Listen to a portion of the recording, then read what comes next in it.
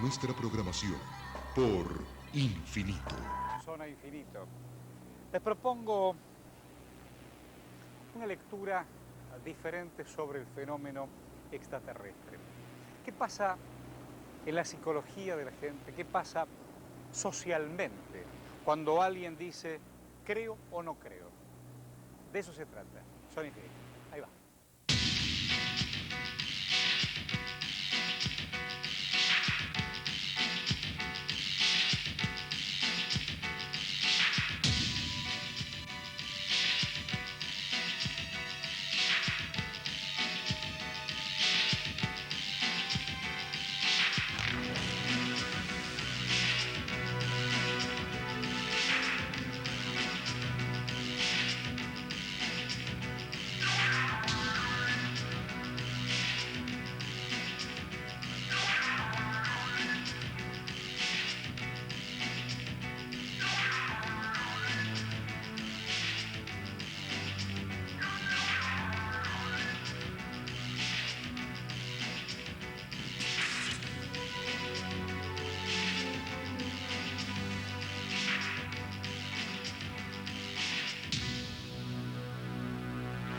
Y aquí estamos con Rubén Morales. Muchas gracias por acompañarnos, Rubén. Gracias a ti en vos. Cuando uno piensa o le pega un vistazo a la ufología Sí, y dice, yo soy psicólogo social, ¿cuál es la lectura que uno tiene que hacer como testigo? la lectura que se tiene que hacer es que, digamos, la gente denuncia cosas, la gente ve cosas, y eso merece más de una interpretación. ¿La gente imagina cosas? Todos imaginamos cosas. ¿La gente sueña cosas? Y mejor que soñemos. La gente Que no nos dice, quiten la capacidad de soñar. la gente dice cosas que no ve. Nosotros, digamos, la gente dice cosas que no ve a veces y a veces dice cosas que ve. Eso es importante tenerlo en cuenta. Yo te digo la verdad, mi experiencia en entrevistar, porque una cosa es la teoría y otra cosa es la práctica. La experiencia en entrevistar gente, en tener contacto con la gente que ha visto, me da una pauta de que la persona, más allá de lo que sea la experiencia en sí, que eso después lo decidirán los expertos, la persona queda con una crisis de angustia que es característico de cada avistamiento. Por eso yo no hablo de testigos. Normalmente se habla de que tal testigo vio tal cosa en tal lugar. Y no es lo mismo que el testigo que ve un accidente de tránsito. No. Es una cosa totalmente distinta. Vivencialmente, la gente lo vive como algo propio, como algo que tiene que ver con su propio ser. Eso es lo importante, que normalmente no se lo tiene en cuenta. Por eso es que cuando uno se encuentra con muchas de estas personas que se han encontrado de pronto con algo desconocido, que se ven en una circunstancia de su vida, en un momento de transición, se ven enfrente de algo que es distinto, que se desafía a su realidad cotidiana. Hay que tener en cuenta que esa gente queda con una crisis de angustia. Y a partir de allí, la forma de acercarse debe ser de acompañamiento, de asistencia, de estar al lado de contención. Sí, y normalmente eso no se hace, porque el investigador o el que se dice investigador de ovnis, normalmente tiene la postura del investigador policial, el que va a hacer el interrogatorio. Sí, sí. Y esa postura, esa pose detectivesca que nos ha llegado por la televisión también, lamentablemente por muchas series, sirve para que la gente se realimente con esos elementos y a partir de ahí tienda a distorsionar el propio relato que ha hecho, ¿no? ¿Por qué le interesa todo lo que está vinculado con la ufología y con los mundos extraterrestres? A mí me interesa desde siempre, o sea, yo primero empecé... Mira, te digo una cosa, el que se dedica al tema OVNI, podés hablar con cualquiera, se dedica desde la edad de la adolescencia. Y los contactados, en cambio, los que dicen recibir mensajes de extraterrestres, y eso lo estuve viendo en un congreso que se hizo recientemente de contactados, dicen que se debe a experiencias recibidas a los 6 u 8 años. Ah, mira usted. El contactado se basa en una experiencia infantil y el ufólogo, el que se dice investigador de ovnis, se basa en una experiencia adolescente. Pero bueno, en mi época era la época de la conquista espacial, la época del viaje a la luna, había todo un vuelo, digamos, era, qué sé yo, había otros ideales, era otro tipo de cosas que existían en el imaginario. También había otro contexto geopolítico, digo, posguerra, digo, Guerra Fría, digo, Estados Unidos y la Unión Soviética, digo, la batalla por el dominio del espacio. Sí, y eso incidió notablemente. De hecho, el OVNI en sí mismo surge en plena Guerra Fría. Claro. Surge en 1947, cuando Kenneth Arnold ve un objeto o una escuadrilla de objetos y dice, y a partir de allí sale la palabra plato volador. Pero eso, digamos, fue evolucionando a través del tiempo y se fue adaptando a las distintas circunstancias. Después surgió la New Age. En principio existía esa posibilidad de que fueran naves rusas, incluso se habló de platillos alemanes, de bases alemanas en la Antártida, de nazis que se habrían refugiado en algún lugar y construían algo. Eso circuló mucho y eran teorías conspirativas propias de la Guerra Fría. Cuando la gente relaciona creer o no creer, fe no fe, mundo terrestre o mundo extraterrestre, ¿cuánto tiene que ver la religión y la fe en este tema? Tiene mucho que ver, porque así como tenemos una crisis a nivel político, así como tenemos crisis económicas, hay una crisis de fe en la gente. Ajá.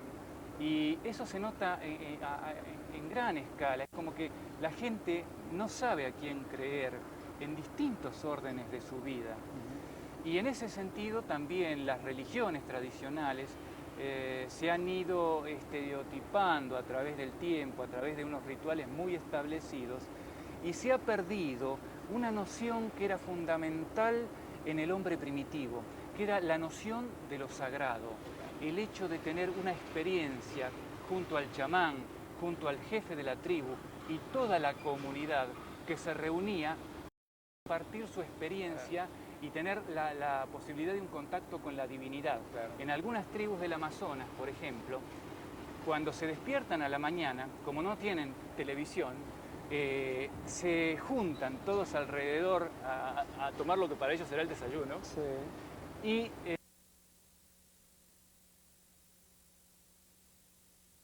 Y en base a eso van armando el imaginario de la comunidad. Esa cosa se ha perdido. Por suerte se inventaron después los psicoterapeutas y bueno, cubren ese rol en nuestro mundo civilizado, ¿no es cierto? Pero hay una falta en la gente, en todos nosotros, eso no lo discrimino en alguna clase en particular. Todos nosotros tenemos una carencia de un contacto más cercano con la divinidad. Y a veces el pensar en que unos extraterrestres nos están visitando, que están viniendo a nuestro planeta y que son una super tecnología, una super civilización, pero también seres de una evolución superior, significa una especie de intermediarios entre Dios y nosotros, una especie de nuevos mesías. De hecho, los mismos grupos místicos que se dedican a esto los equiparan a los extraterrestres con los ángeles de la antigüedad. Así es. Bueno, yo he entrevistado a hombres que han investigado el tema y hacen correlatos o hacen coincidencias o buscan coincidencias entre la Biblia y los fenómenos extraterrestres. Sí. Digamos que esas Más coincidencias... personalizando algunos personajes de la Biblia, diciendo, bueno, este hombre es un ángel, el Mesías fue un extraterrestre, Jesús, Dios. Sí, la Biblia tiene muchos mensajes. De hecho, la Biblia es también heredera de una tradición anterior y de mitos muy anteriores que están resumidos de alguna manera allí.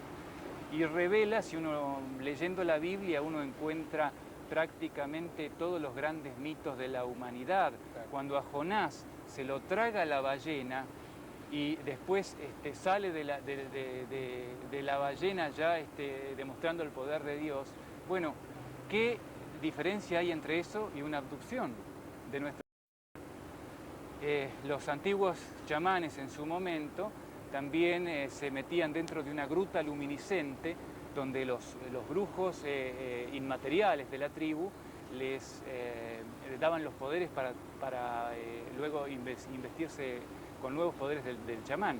Eso también pasa con nuestros actuales abducidos, que de pronto salen después de un encuentro con lo desconocido, con el ovni, y dicen tener otros poderes, ahora se les llama parapsicología, poderes paranormales, que es distinto de la concepción antigua que estaba bien contenida por las propias creencias de la tribu.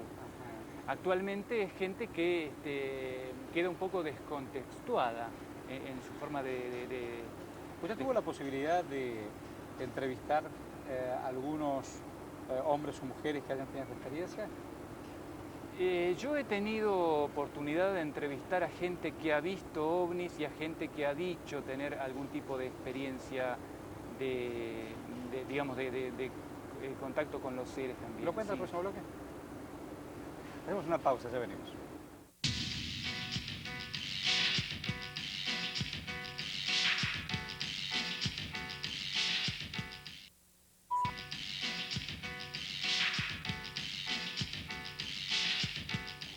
Y aquí estamos con don Rubén Morales.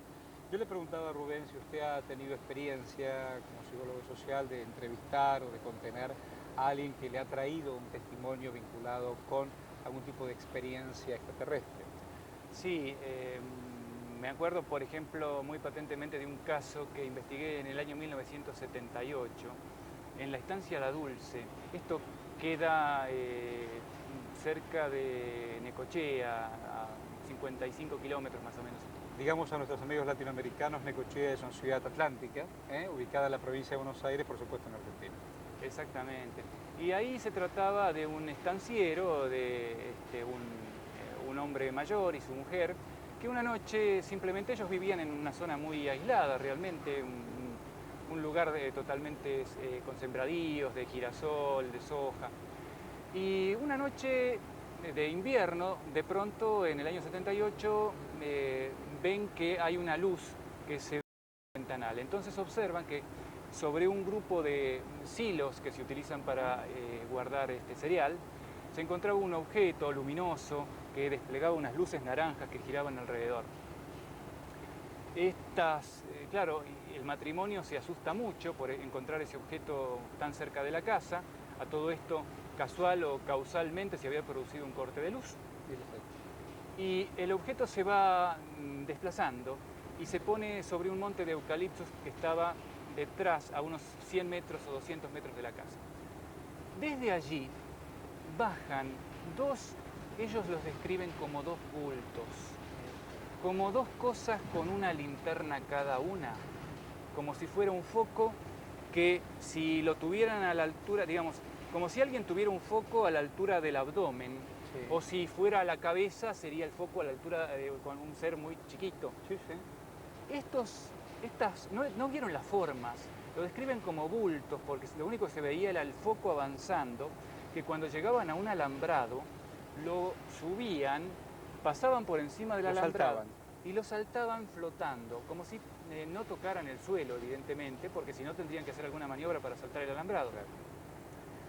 Lo insólito es que llegaron hasta un galpón, que se usa para guardar maquinarias, y pasaron por una tranquera antes de eso, dieron dos vueltas alrededor del galpón, estas dos luces, estos dos bultos con dos focos, una luz detrás de la otra, al paso de hombre, digamos, y luego salieron de allí, enfilaron nuevamente hacia el objeto y ya a una velocidad mayor, a unos 20 kilómetros por hora, se encaminaron hacia este objeto que estaba ya sobre los eucaliptos, derramando luz. En ese momento ellos se van adentro de la casa muy asustados, no sabían qué hacer, el hombre busca un arma, tampoco pensó en salir con el arma, era una noche de tormenta, aparte había viento. Era interesante decir esto porque había un viento huracanado que cualquier otra cosa la hubiera movido. Esto se mantenía estático ahí. Bueno, finalmente resolvieron no salir de la casa, al día siguiente no encontraron ningún rastro, y cuando yo fui a entrevistarlo a este hombre, realmente uno como ufólogo, investigador y como psicólogo social también, no vive de esto en Bonn. Entonces, uno llega tarde, cuando ya pasaron unos cuantos, ¿no? Y cuando yo llegué, ya habían pasado periodistas, habían pasado otros ufólogos, investigadores, y la gente realmente, esta persona cuando me recibió con mucha cautela, porque ya había recibido tanta gente que se sentía realmente saturada por tanta presión de los medios y de la... ¿Y pudo contenerlo usted? Sí, sí, porque pude charlar con ellos y pude charlar sobre todo con el hombre y, digamos, tratar de que me contara su experiencia y de que él vislumbrara qué era lo que había visto. Y realmente ahí descubrí que mucho de lo que se había publicado en los medios no era tan así como se decía. Él había tenido esa experiencia, pero incluso él mismo no le daba una explicación. Él decía que bueno, que tanto se habla de extraterrestres que debe tener que ver con eso, pero lo decía como una especie de compromiso con la prensa y con todos los que habían venido antes. Incluso había ido uno que fue con un proyector de diapositivas y le pasó un audiovisual. Pero finalmente me dijo, vea, dice, después de todos los que han pasado, si llego a ver otro, bajan los marcianos y me dan la mano, no se lo digo a nadie. Y eso me quedó. Y desde ahí, desde el año 78, fue que comencé a pensar en que había que tener otro tipo de actitud al acercarse a un testigo. Claro. Y a partir de allí fue que fui desarrollando técnicas que tienen que ver con la psicología social, que tienen que ver con el acompañamiento de la persona, para que pueda internalizar su experiencia, que significa mucho más que una observación. En muchos casos significa una crisis de identidad, porque cuando usted se encuentra con algo que no está configurado, con algo que, fíjense que el ovni reúne lo inesperado, es decir, lo que no se espera en el tiempo, y une lo no identificado, es decir, lo que no se encuentra en el espacio. Bueno, usted en el bloque anterior nos hablaba del hombre y la divinidad, como siempre está la expectativa de que esa divinidad pueda reencontrarse con ese hombre que la está buscando. Sí, y nosotros necesariamente estamos todos los días mirando al cielo y buscando alguna señal de la divinidad. En ese sentido, se corre el riesgo de que cualquier estímulo luminoso que pase por el cielo sea identificado como algún símbolo de lo sagrado. Pero eso no tiene que ver ni siquiera con los ovnis, porque los aztecas cuando veían los cometas antes de que llegaran los españoles, los veían como un mal presagio. Y vaya si fue un mal presagio, no vamos a discutirlo. Y justamente los españoles que se acercaban con sus naos, y veían esos mismos fenómenos, esos mismos cometas y esas mismas estrellas fugaces, las interpretaban como un augurio de que algo bueno estaba por suceder. Entonces, depende de nosotros que tomemos las señales del cielo que siempre se nos han dado, independientemente de la explicación que tengan o que se les pueda dar a través de la ciencia, para que a través de ellas tengamos una mayor comprensión de nosotros mismos. ¿Usted tuvo alguna experiencia personal? Yo he tenido infinidad de observaciones que sobre todo se ha tratado... ¿En la Argentina? He tenido infinidad de observaciones que en la Argentina, sí, yo he viajado muy poco, pero que se ha tratado sobre todo de fenómenos luego que he comprendido que son naturales. Pero en el momento de la observación, incluso estando, por ejemplo, en el Cerro Uritorco, claro, o estando en lugares donde uno se encuentra con grupos que se dedican al contacto con los ovnis, se predispone uno mucho más a ver este tipo de cosas. Y aun cuando después interprete que lo que ha visto es algo explicable, nadie te quita lo bailado. Cuando hay algunos detractores o escépticos que dicen no, son sectas platillistas, forman parte de un imaginario, son charlatanes. En primer lugar, hay grupos que buscan, el problema es el riesgo de esto, es la soledad. Si usted se junta con un grupo de amigos y deciden, bueno, vamos a dedicarnos al fútbol, pero ninguno tiene experiencia en jugar al fútbol, puede ser que hagan un equipo bastante lamentable, digamos. Sí. Entonces, ese es el tema. Cuando uno se desencuadra de la cultura, cuando se trata de buscar lo sagrado, a través de supuestas enseñanzas nuevas o supuestas religiones que vienen de afuera, que no están contextuadas dentro de nuestra cultura. Eso puede crear un colapso psicológico en la persona. Un colapso. Sí, y en ese sentido hay que tener cuidado porque si bien hay mucha gente que busca la divinidad de una manera leal, de una manera positiva, como una búsqueda personal, hay quienes se aprovechan de eso, como todo en este país. Cuando hay algunos dicen, si no lo veo, no lo creo. Está bien que lo digan, está bien que lo digan. Pero ¿qué hacemos con el resto? Pero no nos tiene que preocupar eso. Claro, porque hay personas que dicen, aunque yo no lo vea, yo lo siento. Y estoy absolutamente convencido.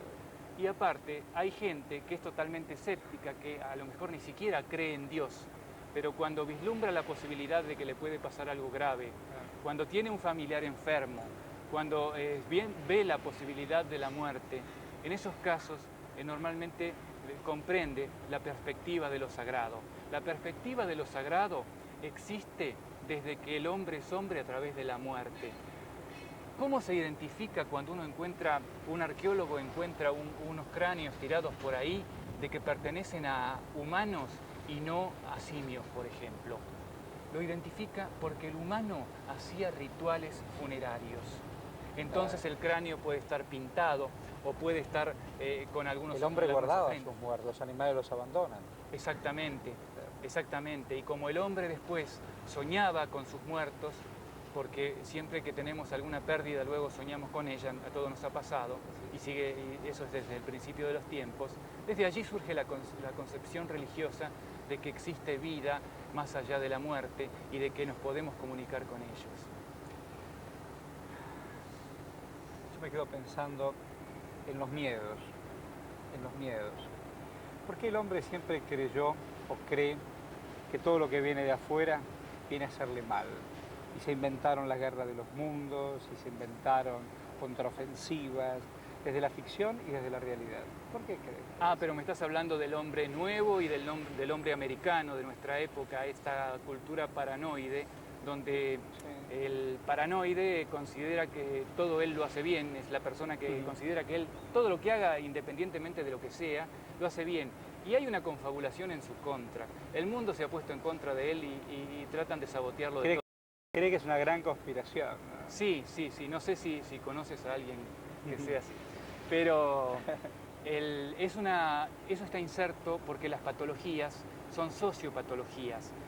Hace unos años atrás, si uno dejaba el auto simplemente cerrado con llave en la puerta de la casa, estaba bien.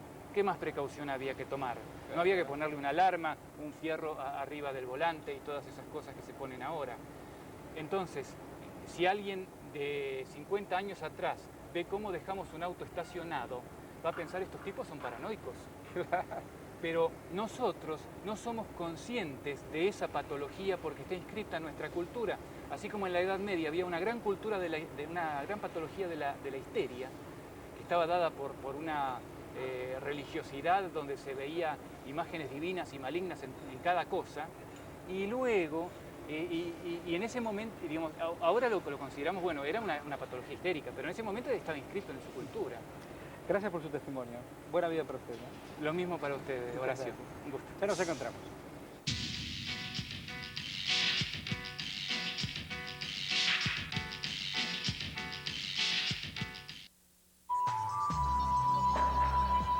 Regresaremos en instantes. Las divinidades, el imaginario, creer, no creer, y más allá de los mundos extraterrestres o de la vida cotidiana. El hombre, como eje, se cree omnipotente. Y el universo, nos encontramos en cualquier momento, con preguntas y respuestas, en Zona Infinita. Gracias.